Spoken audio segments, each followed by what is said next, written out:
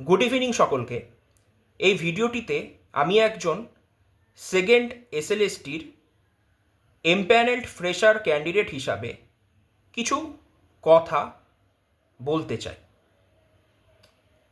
সর্বশেষ 2025 সালে যে সেকেন্ড এসএলএসটি সংগঠিত হয়েছে সেখানে অসম প্রতিযোগিতা থাকার পরেও ক্লাস 11-12-এ অসংখ্য ক্যান্ডিডেট এমপ্যানেলড হয়েছে 10 নম্বর ছাড়াই, এবং 9-10-এও অনেকে লিখিত পরীক্ষায় উত্তীর্ণ হয়েছে।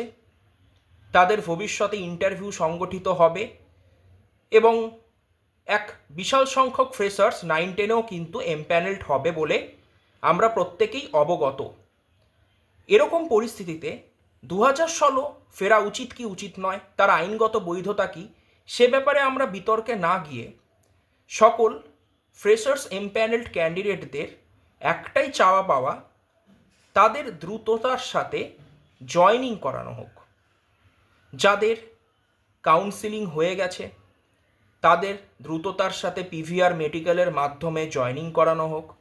যাদের ইতিপূর্বেই পিভিআর মেডিকেল প্রক্রিয়া হয়ে গেছে তাদের দ্রুততার সাথে জয়েনিং করানো হোক, এবং যে সমস্ত ক্যান্ডিডেটদের এখনও কাউন্সিলিং হয়নি তাদেরও জয়েনিং প্রক্রিয়াতে দ্রুততার সাথে অন্তর্ভুক্ত করা হোক।